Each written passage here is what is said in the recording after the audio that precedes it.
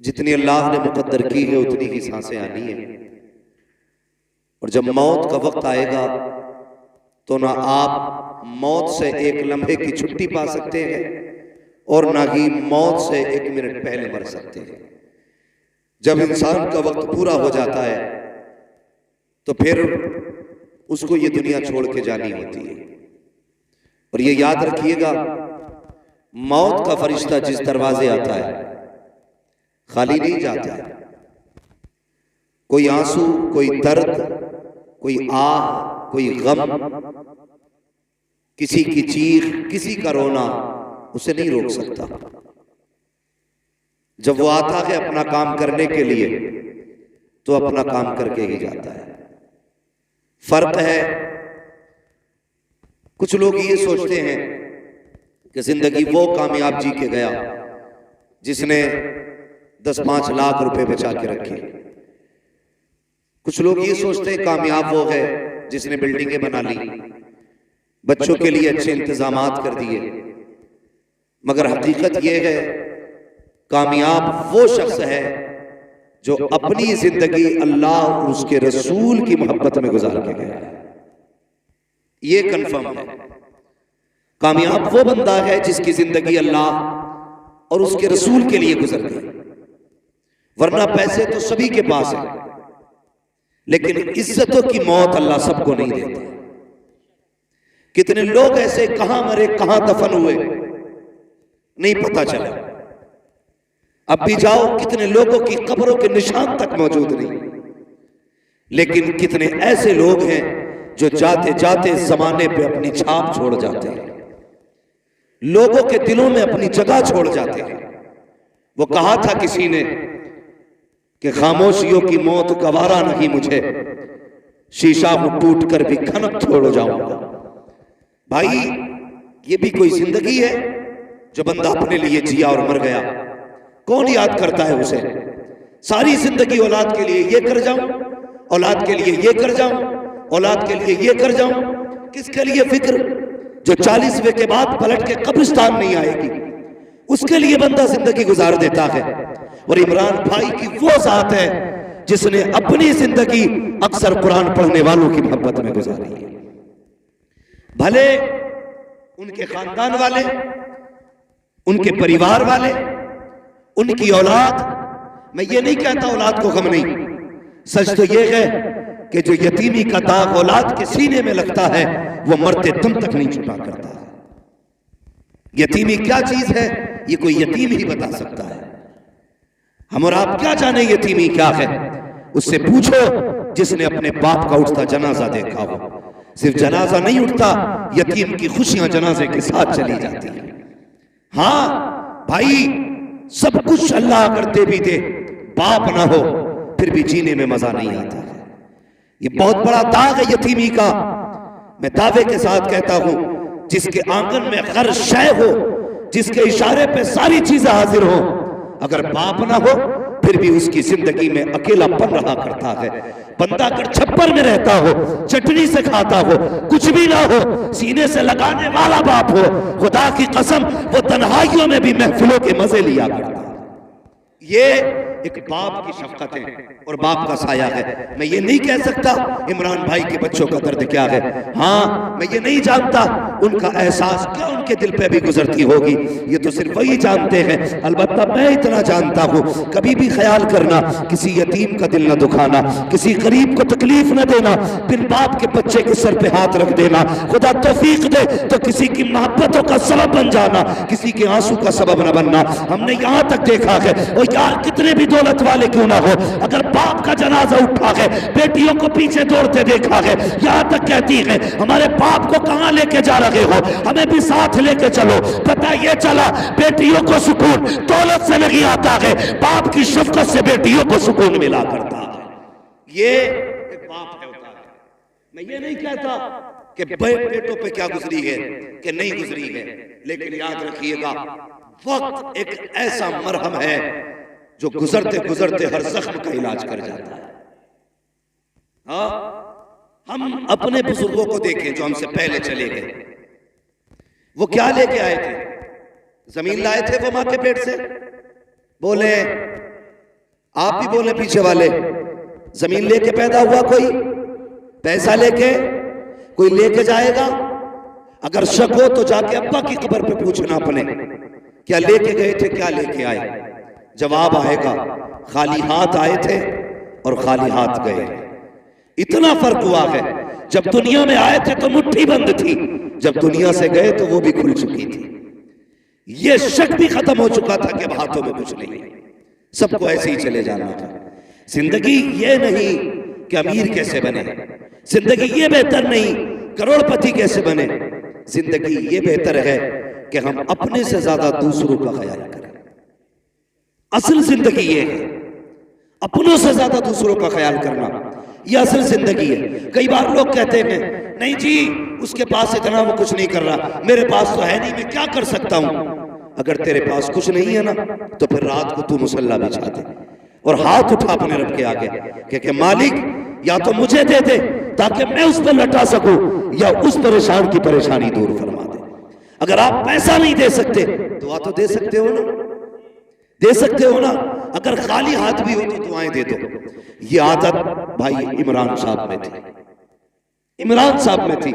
ये चंद बातें मुझे जो बताई हैं हजरत ने बताई, क्या उनकी आदत थी। मैंने उनको नहीं जाना, मेरी मुलाकात उनसे नहीं हुई, लेकिन उनकी बातों से लग रहा है वो कब्र में अकेले नहीं है, वहां कब्र में खुदा की रहमतें भी हैं, मुस्तफा की शफाअतें भी साथ में। ऐसी जिंदगी जी के जाओ कि खुदा की रहमतें सलाम कर ले, खुदा की रहमतें। ये भी कोई जिंदगी अपने लिए जिए, अपने लिए मरे। बड़ा बड़ा करोड़पति पद पड़ा होगा तुम्हारे संबंध में, बड़े बड़े पैसे वाले पड़े होंगे, लेकिन सुबह उठ के अखबार पढ़ने का तो वक्त होगा, लेकिन कुरान पढ़ने का वक्त नहीं होगा। अगर बैठेंगे चार लोगों की महफिलों में तो उलमा के किरदार पे उंगली उठाने का तो वक्त होगा, लेकिन किसी तालिबे इल्म के कपड़े पे पैबंद लगाने का वक्त नहीं होगा। होंगे दौलत वाले तो ऐसी दौलतें काम आएंगी, ऐसी अमीरी काम आएगी। दौलत वही काम आती है जो दौलत अल्लाह और उसके रसूल के नाम पर खर्च की जाती है, और ये दौलतें हर एक को मैसर नहीं होती, ये किस्मत से लोगों को मिला करती है दौलतें भी। अल्लाह से जब भी मांगा करो दौलत उस्मानी मांगा करो। और मेरी आपसे गुजारिश है हर कदम पे मौत के लिए तैयार रहिएगा, हर लम्हा हर सांस मौत के लिए तैयार रहिएगा। कब किसकी आ जाए कुछ नहीं पता। यही संभल का वाकया था, कुछ बच्चे किसी जलसे में गए थे बाइक पे बैठ करके, इसी इलाके की बात थी। हाँ, 3 लोग गालिबन एक बाइक पे थे, शाबाद बिलारी की प्रोग्राम में गए थे, पलट के आ रहे थे गालिबन, हादसे में ऐसा झटका दिया कि 2 मौतें हुई और मिनटों के अंदर खुशियां छिन गई, सेकंड नहीं लगे, सब कुछ बदल डाला। तैयार रहा करो मौत के लिए। हालात इतने कशीदा हो चुके हैं कि कुछ कहा नहीं जा सकता कि कब किसकी सांस कहां ठहर जाए। मैं इसलिए कहता हूं उजाले अपनी यादों के हमारे साथ रहने दो, न जाने किस गली में जिंदगी की शाम हो जाए। अपनी जिंदगी ऐसी गुजार लो कि किसी भी वक्त अगर मौत का सामना करना पड़े तो हमें अफसोस ना हो, हंसते हंसते दुनिया से जाए। ऐसी जिंदगी गुजार के जाइए। तकलीफ होती है, ये हमारा मुआशरा है, ये हमारी कौम बैठी हुई है। अभी 10 मुहर्रम को गुजरात से पटना जा रहा था, तो पटना एयरपोर्ट से जब निकले रास्ते में लोग कलमा पढ़ने वाले, टोपियां भी थी, कुछ भांग पिए हुए थे, कुछ नशे में थे और करबला वालों के नाम के नारे लगा रहे थे। शर्म आती है। डॉक्टर इकबाल ने क्या कहा था, यूं तो सैयद भी हो, मिर्जा भी हो, अफगान भी हो, तुम सभी कुछ हो बताओ कि मुसलमान भी। हाँ, अभी तक शराब पी के हुसैन के नाम के नारे लगाने को हम सबसे बड़ी सुन्नियत कह रहे हैं और कुफ्र अपनी चाल चल चुका है।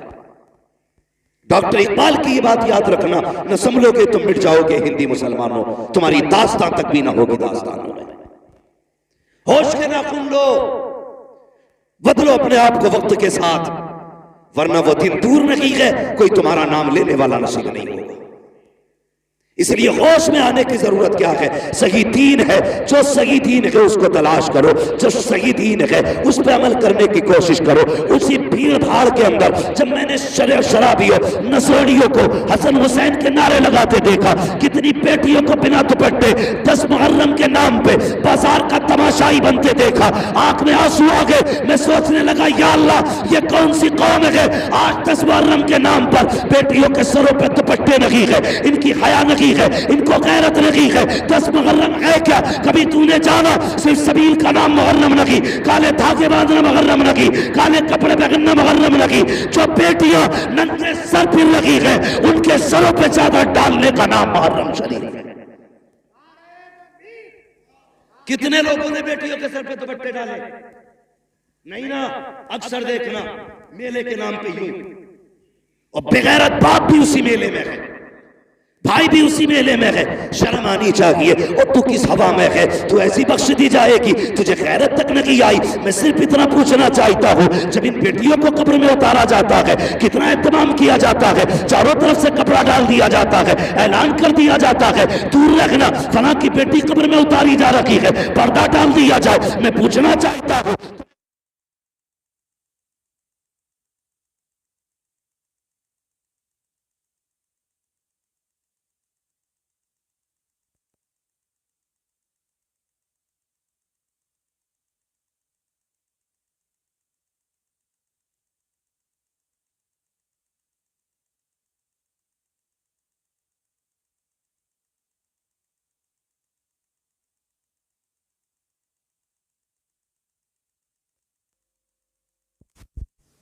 इस्लामी सांचे में जिंदगी गुजारो अपनी।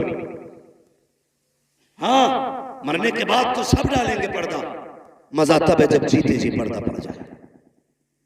जीते जी जब पर्दा बंदे पे आ जाए, उससे बेहतर जिंदगी नहीं है। हालात आप देख ही रहे, इतनी बेरहरवी है समाज में, इतनी बेरहरवी की कहा नहीं जा सकता। मजहबी दिनों के नाम पे भी तमाशे हो गए। कभी समझा है करबला को? अभी सीने भी पीटे होंगे, घुंघरू भी बांधे होंगे, कुछ लोग नंगे पैर भी दौड़े होंगे और सोचते होंगे हम हुसैनी हो गए। मैं ये नहीं कहूंगा तुम क्या कर रहे हो, खुद सोचो। खुदा ने तुम्हें अक्ल सलीम दी है, घास नहीं खाते हो, रोटी खाते हो, ये तुम भी जानते हो कि क्या करना चाहिए। पढ़ा कभी तूने करबला में? खुदा की कसम तारीख पढ़ो करबला की। अली के घर की बेटियां, जबकि पूरा घर शहीद हो चुका था, पर्दा नहीं छोड़ा था। तू 10 मुहर्रम के सबील के नाम पे मेले में उतर आई, उनके अकबर का गला कटा, पर्दा नहीं छोड़ा। असगर के तीर लगा, पर्दा नहीं छोड़ा। इमाम अली मकाम के गले पे खंजर चला, ज़ैनब बाहर नहीं निकली। आज बता 10 मुहर्रम के नाम पे कौन सा तमाशा नहीं हुआ है? और इतनी गुजारिश आपसे भी है, ये देखो मेरे हाथ जोड़े, तुम सबील के नाम पे 10 दिन लंगर चलाते हो। कहता जी 10 दिन से लंगर चल रहा है, और जब तहकीक करो पता चला दुनिया खा के जा रही है, सगे बाप के लिए इसने एक लुकमा नहीं दिया लंगर में से। ये हुसैनियत है हमारी। 10 दिन कुत्ते चमार चूहे सब खा के जाए, और सगे बाप के लिए एक गिलास तू शरबत नहीं दे सकता। ऐसे सबील को हुसैन कबूल करेंगे? सोचना चाहिए, ख्याल करो। लकीर के फकीर ना बनो, मत खिला 100 लोगों को लंगर, टाइम से बाप को 2 वक्त की रोटी खिला दे। मत दे 36 लोगों के अंदर शरबत बांटने को, पहली आवाज पे मां को पानी पिला दिया कर, पहली आवाज पे बाप को पानी पिला दिया कर। खुदा की कसम, माँ बाप होते हैं, इनके रिश्ते दुनिया से जाने के बाद भी नहीं टूटा करता। तो हमने क्या किया? मैं एक जगह गया, उसने बुलाया हुजूर आइए, मैं चला गया भाई। उसने कहा हजरत देखिए ये मेरा तकरीबन 1-1.5 लाख का खर्च है 10 दिन में। अल्हम्दुलिल्लाह, डेग नहीं खत्म होती, एक बनती एक लगती है। वो उठ के गया, पड़ोसी ने आके कहा इससे ये तो पूछ लो हजरत, इसके घर पे सगी बहनें कब से नहीं आई है। थोड़ी देर के बाद फिर घूम के आया, हजरत बताइए कैसा लगा मेरा काम। मैंने उससे ये कहा कि भाई बहनें और भाई नजर नहीं आ रहे। उसने कहा जी वो नाराज है। मैंने कहा मना लिया होता। उसका जवाब क्या था जानते हो? उसने कहा छोड़ो, जितने किसी के हाथ पकड़ो उतने नखरे ऊंचे होते। ये जुमले हमारे। मैंने कहा बताना बात क्या हुई? उसने कहा बहन से इसलिए, बहन को इसलिए नहीं बुलाया कि बहनोई से मेरी नहीं बनती। यार बहनोई में तेरा ग्रुप नहीं है ब्लड का, लेकिन बहन की रगों में वही ग्रुप है जो तेरा ग्रुप है। तेरा और बहन का डीएनए एक है। तू सगी बहन को छोड़ के दुनिया को लंगर खिला रहा है। तुझे क्या लगता है हुसैन की बहन राजी होगी? खुदा की कसम तारीख पर करबला की। हम सुन्नी हैं और शुक्र है बरेली वाले सुन्नी हैं। हम सीना पीट के अली अली नहीं करते, हम सीना खोल के अली अली करते हैं। ये याद रखिए। करबला पढ़िए आप करबला और समझिए करबला को। रिश्ते कैसे निभाए हैं करबला में, रिश्ते कैसे निभाए। काफिला कैदी बन के चला था। बोलो, जब नमाज का वक्त होता था, अहले बैत अतहार की शहजादियां कहती नमाज पढ़ रही है, तो यजीदी कुत्ते खुद तो शामियाने में बैठते थे। अली के घर की बेटियां नीले छत वाले आसमान के नीचे बैठा करती थी। और उनमें जो 64 औरतें चली थी, तकरीबन 20 औरतें तो सिर्फ रास्ते में शहीद हो गई थी। कोई इस गम में चली गई किसी का बेटा शहीद हुआ, कोई भाई के गम में चली गई। बड़ा दर्द था वहां पे। लेकिन कसम खुदा की कुर्बान जाओ अहले बैत के एक एक बच्ची की अजमत पे। जब असर के वक्त में एक जगह काफिला रुका, बहुत गौर से सुनना, मैं बता रहा हूं रिश्ते कैसे निभाए गए। असर के वक्त में काफिला रुका तो औरतें नमाज में मसरूफ हुई। हजरत सकीना कई दिन से नहीं सोई थी, थकन थी।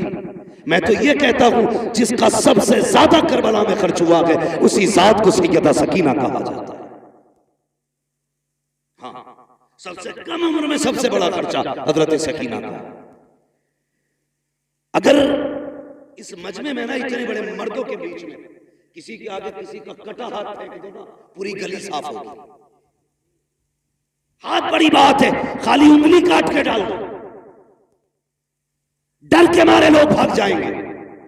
उनका जिगर कैसा था, साथ में बाप का कटा सरने से पे था, लेकिन खुदा की कसम उन्होंने रब की तस्बीह नहीं छोड़ी थी। हां, तस्बीह नहीं छोड़ी थी। जब काफिला रुका, कई वक्त से हजरत सकीना सोई नहीं, मुसलसल सफर जागना, तो सोचा कहीं आराम करूं। कोई साया नहीं था। एक झाड़दार दरख्त के पास जाकर लेट गई। आंख लग गई, बचपन था, छोटी थी, थकी थी, गम था, भूख थी, कई चीजें जमा थी, लेटी आंख लग गई। काफिला आगे बढ़ गया। मगरिब की नमाज के लिए एक जगह काफिला रुका। फिर जब काफिले को आगे बढ़ने का हुक्म दिया गया, अल्लाह अकबर, तो जिस नेज़े पे मेरे इमाम का सर था वो नेज़ा आगे नहीं बढ़ा। हजरत सैयदा ज़ैनब ने कहा, ज़ैनुल आबिदीन जी फूफी का पता करो ये नेज़ा क्यों नहीं आगे बढ़ रहा, काफिला क्यों नहीं जा रहा है। आपने पता किया तो पता चला जिस नेज़े पे सरे हुसैन है वो नेज़ा नहीं उठ रहा है।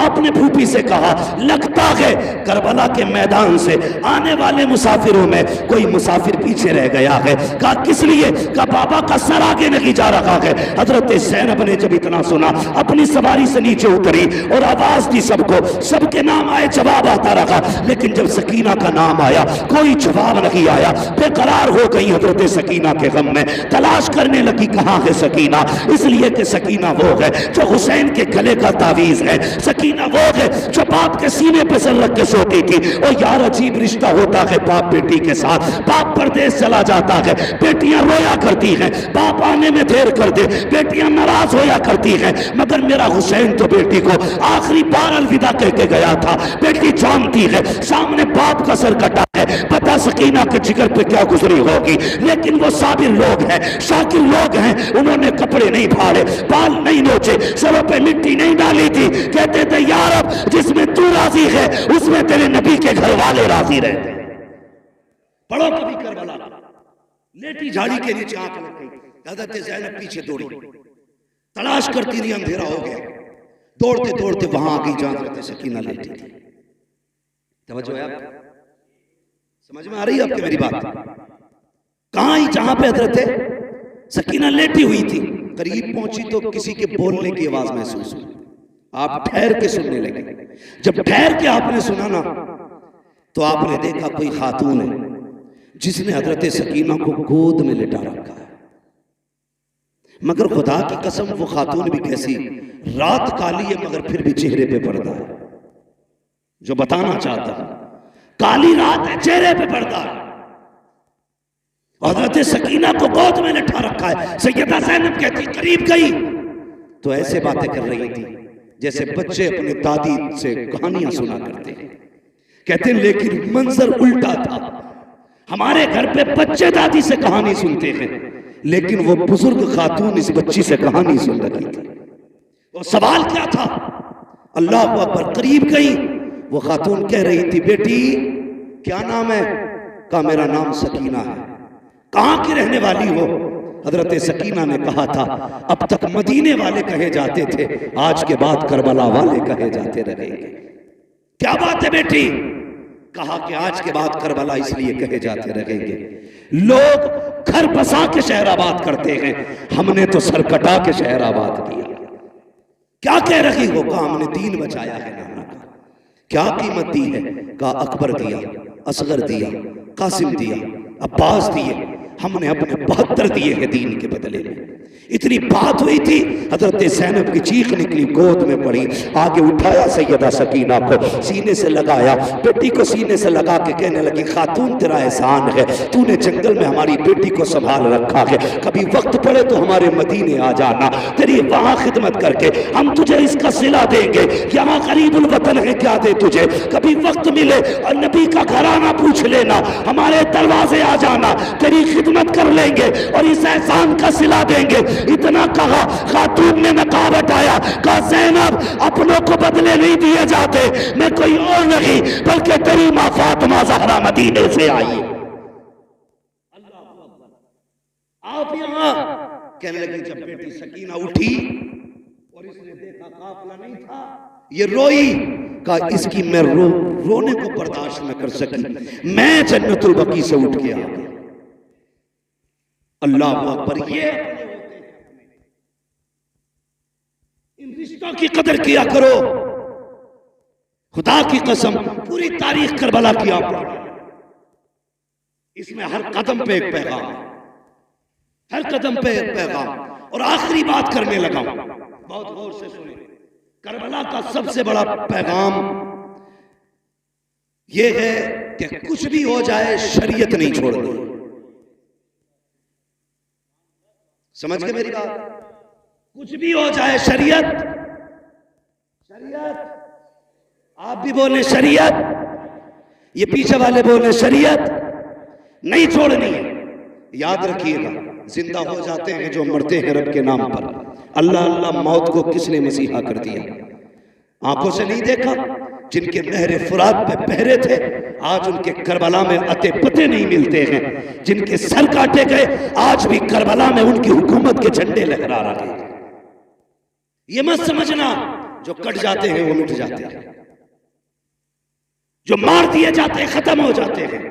नहीं, कौन रहेगा ये फैसला रब करेगा, कौन नहीं रहेगा ये फैसला भी रब करेगा। देखो करबला में मरने वाले, शहीद होने वाले आज भी हैं, और जिन्होंने मारा था उनका पता तक नहीं मिल रहा, पता तक नहीं मिल रहा। मगर याद रखिएगा, कभी समझे, अल्लाह अकबर, 10 मुहर्रम के नाम पे तेरी बेटी बेगैरती करेगी, तुझे सैयदा फातिमा के आगे खड़े होकर हिसाब देना पड़ेगा। मैं नहीं कहता तुम्हारी बेटी का हिसाब मौलाना राहत नहीं देंगे, मौलाना अशफाक नहीं देंगे, ये उलमा तुम्हारी बेटियों का हिसाब नहीं देंगे, तुम दोगे। तुम सैयदा फातिमा कलाई पकड़ के पूछेंगी, बता मेरे बाबा की शरीयत इतनी मुश्किल थी कि तुझसे चंद ग्राम का दुपट्टा सर पे न रखा गया? क्या जवाब दोगे? सोचो तो सही। कोई जवाब नहीं है तुम्हारे पास, और किसी के पास नहीं होगा, किसी के पास नहीं होगा। जिंदगी ऐसी गुजार के जा, अगर सैयदा आए, अगर कुछ पेश ना भी कर सके तो कम से कम उनके आगे शर्मिंदा ना होना पड़े, शर्मिंदा ना होना पड़े। एक रिवायत मिलती है किताब में, अहले बैत अताहर की चादरें खींची गई, छीनी गई, है किताब में, लेकिन मेरा इश्क कबूल नहीं। मैं अपनी बात करता, मेरा इश्क कबूल नहीं करता। क्यों? इसलिए कि हजरत राबिया बसरिया बेटी नहीं है हुजूर की, हुजूर की बेटी की कनीज है, गुलाम है उनके दर की। सो रही रात में चोर आ गया, उसने चादर खींचने के लिए हाथ बढ़ाया। आज तो पैसे की चोरी होती है, उस वक्त कफन तक लोग चुराते थे। हाँ? आज तो 10-5 हजार उल्टा चोर चुराने के लिए खर्च कर लेता, 10-5 खर्च करके 10-5 लाख चुरा लेता है ना, चुक्का डालना जैसे कहते हैं। तो ये सिस्टम आज होता है, लेकिन पहले कपड़ा ही मिल गया बड़ी बात। राबिया बसरिया सो रही, चोराया, हाथ बढ़ाया, आंखों के आगे अंधेरा, डर के छोड़ दिए, फिर हाथ बढ़ाया, फिर छोड़ दिया, 3 बार किया, चौथी बार हाथ बढ़ाना चाहता था, आवाज आई, नादान देख नहीं रहा, राबिया बसरिया सो रही है मगर इसका खुदा जाग रहा है, खुदा जाग रहा है, कोई चादर नहीं छीन सकता। ओ भाई मुझे बता, अगर राबिया की चादर रब नहीं छीनने देता तो अली की बेटी की चादर कैसे छीनने दे सकता? जबकि उनकी इज्जत और उनकी तहारत की हिफाजत का जिम्मा मेरे रब ने लिया। हाँ, खुदा की कसम, पढ़ो ना करबला को, जब यजीद के दरबार में हज़रत सकीना गई, कौन, कितनी उम्र थी? सारे बोले कितनी? हाँ बोल दो भाई, आप भी कितनी? 7 साल। कम से कम सुन्नियों को उनके बारे में तो पता रहता ही है सभी। अब मुझे डाउट हो रहा थोड़ा सा, कितनी उम्र थी? आगे वाले बोले 7 साल। 7 भी है, 4.25 साल भी है, अलग अलग तारीख है, ठीक है जी, 7 साल भी माना। तो ये कोई इतनी बड़ी उम्र नहीं है जिसमें औरतें पैरों तक पर्दा लटका के चले। हमारे यहाँ बचपन ही तो है 7 साल। यजीद के दरबार में जब खड़ा किया गया, उस वक्त हजरत सकीना के गले में रस्सी थी। यजीद ने ये पूछा, कौन है ये? हजरत फिजा ने बोलना चाहा, उसने कहा तू चुप रहे, मुझे इससे पूछना है। जिद्दी जलील करना चाहता था वो। उसने फिर कहा कौन है तू? हजरत सकीना की कोई आवाज नहीं निकली। कहा ये बोलती क्यों नहीं?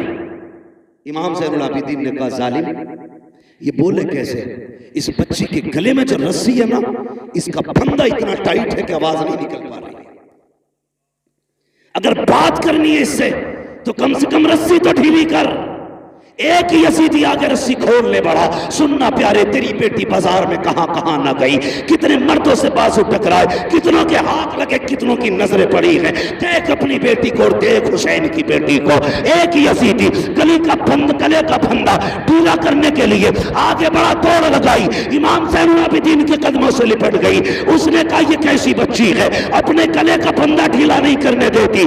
इमाम ज़ैनुल आबिदीन ने तड़प के कहा था, ओ जालिम तू नहीं जानता, ये अली के घर की बेटी है, ये मर तो सकती है, किसी गैर का हाथ इसके बदन को लग जाए गवारा नहीं कर सकती। ये अली के घर की गैर है, उनके घर की बच्ची की ये हया है, और तेरी 18 साल की बिगड़ गई। हाँ, सिर्फ सबील पी लेना ये सुन्नियत नहीं है, खिचड़े खा लेना सुन्नियत नहीं है। तेरी बेटी देखने में कनीज़े फातिमा ज़हरा नजर आए, ये सबसे बड़ी सुन्नियत।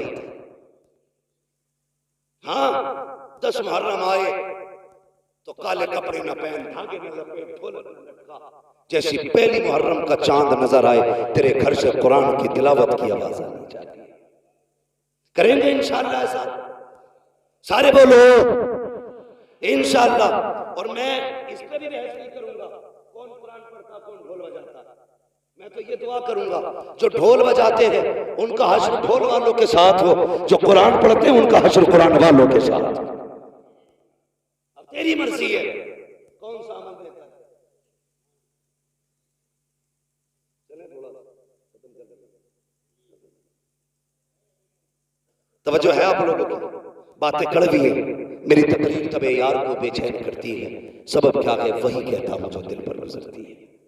दिल दुखता है, मौत की तैयारी करो, मरने की तैयारी करो, इससे पहले कि कोई कहे अच्छा हुआ बेगैरती चली गई मोहल्ले की। ऐसी जिंदगी गुजार के जब लोग रो के कहे बड़ा अफसोस है दीन का सुतून चला गया, दीन का मजबूत खंबा चला गया, दीनदारों का सहारा चला गया। ऐसी जिंदगी गुजार के जा, फिर देख तू बाद में आएगा मदीने वाला तेरी कब्र में पहले आ जाएगा। हाँ, कम से कम उनके हो के तो जियो। आज बेपर्दगी देखो और कल का पर्दा देखो। अल्लाह तौफीक दे। सबसे ज्यादा जरूरी है इस वक्त पर्दे को आम किया जाए, पर्दे को आम किया जाए। अभी कई लड़कियां जो मुर्तद हुई, उनके हवाले से लोगों ने कहा कि देखो ये जितनी भाग रही है ना गैर मुस्लिमों के साथ, ये सारी पर्दे वाली होते जा रही है। मैंने कहा तूने गलत सोचा और समझा भी गलत है। ये जितनी भाग रही है ना ये पर्दे वाली नहीं, ये सारी बेपर्दा है। का तुमने नहीं देखा फला स्कूटी पे नकाब में थी, फला होटल में नकाब में थी, उस रोड में नकाब में थी, फला जगह नकाब में थी। मैंने कहा सुन, अगर इसने बचपन से नकाब पहना होता ना तो आज किसी कुत्ते के बिस्तर पे नहीं होती। आज ये अपने ऐप को छुपाने के लिए नकाब का सहारा ले रही है। क्या कि अच्छा होता इसने बचपन से नकाब पहना होता, खुदा की कसम ये नापाक के बिस्तर पे नहीं होती, ये भी जन्नती होती, और जिसके बिस्तर पे जाती वो बिस्तर भी जन्नती का बिस्तर हो।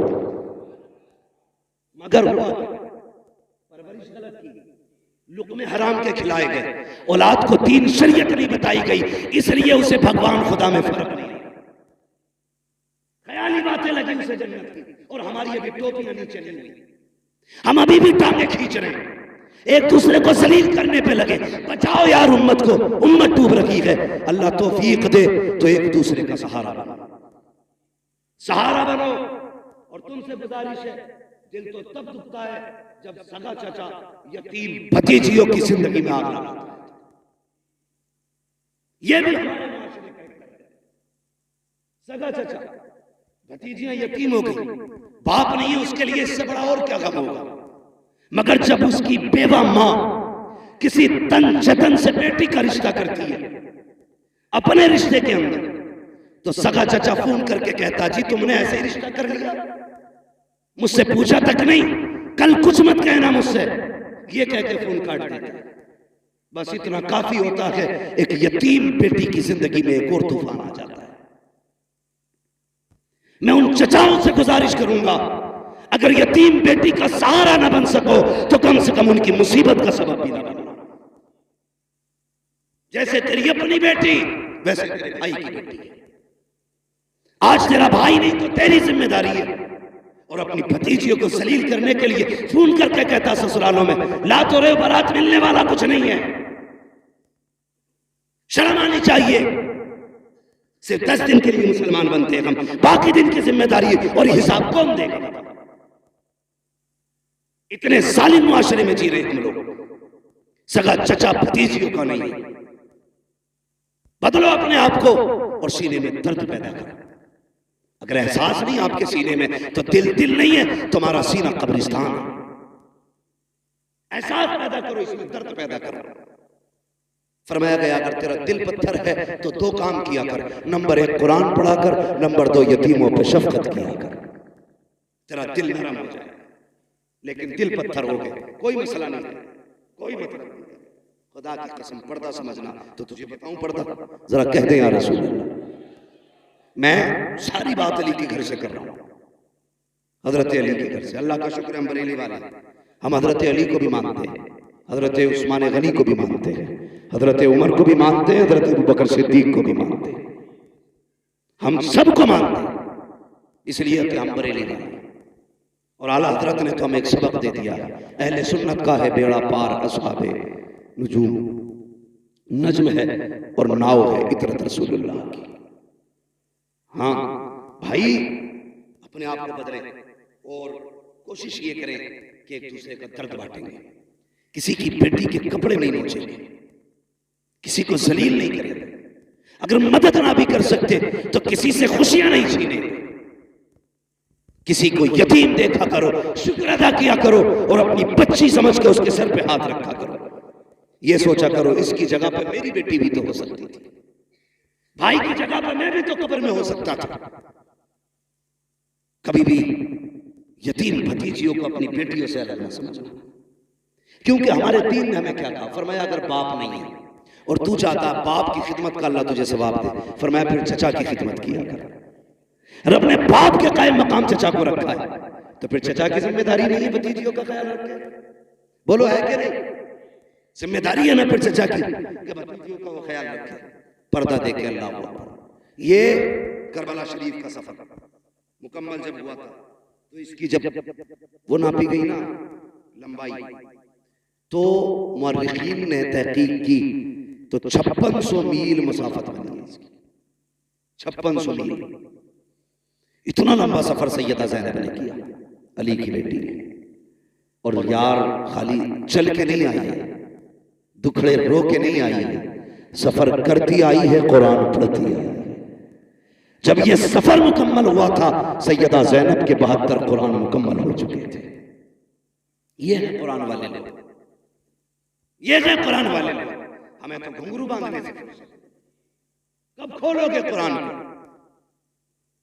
भाई एक बात और कह दूं, बुरा ना मानना, बड़ी बात है, छोटा मुंह, ये बात कह रहा हूं। अली के और भी बेटे थे, लेकिन नेज़े पे कुरान सिर्फ हुसैन ने पढ़ा। और भी बेटे थे, अली के सारे बेटे शान वाले, हाँ हजरत अली के सारे बेटे शान वाले, लेकिन नेज़े पे कुरान हुसैन ने पढ़ा। दुनिया कहती है हुसैन का कमाल है, मैं कहता हूं ये सैयदा फातिमा ज़हरा का कमाल है। इसलिए कि उन्होंने बच्चों की परवरिश ही ऐसी की थी कि झुलाती थी तब कुरान सुनाती थी, दूध पिलाती थी तब कुरान सुनाती थी, एक एक लम्हा कुरान सुना के गुजारा। जब उन्होंने बचपन में माँ की गोद से कुरान सुना था, तभी तो नेज़े पे चढ़ के कुरान पढ़ के सुनाया।